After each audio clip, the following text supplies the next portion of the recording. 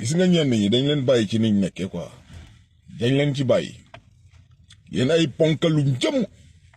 nennuñu réew mi wasunuñu réew mi moomuñu réew mi ñu nekk ci réew mi di sàcc alalu réew mi ñu war leen jàpp yulli alal ji mu génn parce que alal jooju war na jëriñ war na am na feneen fu mu mun a dugg foo xam ne dina jëriñ sénégalais yi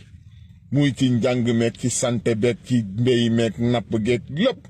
secteur yëpp di sooxe ndax sàcc gi ngeen nekke woon ci réew mi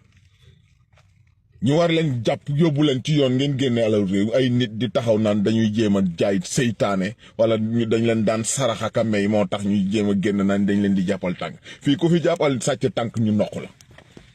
affaire yi amatul sax ay affaire yi négocier amul négociation nit ñi mënuñ fee nekk ci ay tumurankeek ay torox tànge ay baadoolo yoo xam ne duñ dara sàcc alalu réew mi ñu war ko génne ñu naan dañ leen di jéem a couvrir wala dañ leen di jéem a défendre fii ku fi défendre dinañ la boole ka ngay défendre ñus ci kaso bi parce que da ngeen yenn yi lu ëpp tuuru quoi lii dafa bugg a jéggi dayoo ci fii la Sénégal di jaar baax ba faw be kenn dootu fi sàcc wala mu bon bi ilaa yow mi diini billaahi wallaahi fii ci nguuru Bassirou Diomaye Faye bii Ousmane Sonko ci la Sénégal di jaar tegu ci raay bi ba faw wala mu doon mu jaar fi yàqu ba ilaa yow mi diini parce que lu dul dëgg dafa war a continuer ci réew mi Sénégalais yi waru ñàkk fayda wala ñu ñàkk fula ba tax ay nit ñu leen di fal ñuy sàcc alalu réew mi di ko noosee ka foye au moment où Sénégalais yi nekk ci ay difficultés ay problèmes loolu dafa teguwul ci dara quoi teguwul ci dara ñuy seetaan ay sàcc ñuy jël alalu réew mi di ko sàcc après nekk ci seen jàmm bu ñu wàccee dal di dem nekk ci seen noos ak seen olala kan moo fi ban baadoolo ci yéen moo fi liggéey ay milliards kan moo ci mun a justifier milliards yi mu yor kan la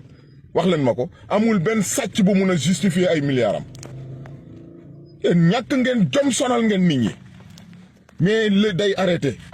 lii Ousmane Sonko na ci taxaw arrêté ko une bonne fois pour toutes ñu génne alalu réew mi il n'est pas question que ay nit sàcc ay alal ñu di leen bàyyi ñuy dem ak moom teguwul ci dara amul négocier amul masla ku leen protéger jël jàppale leen parce que ce qui les protège là c'est des complices ku leen protéger rek complice ga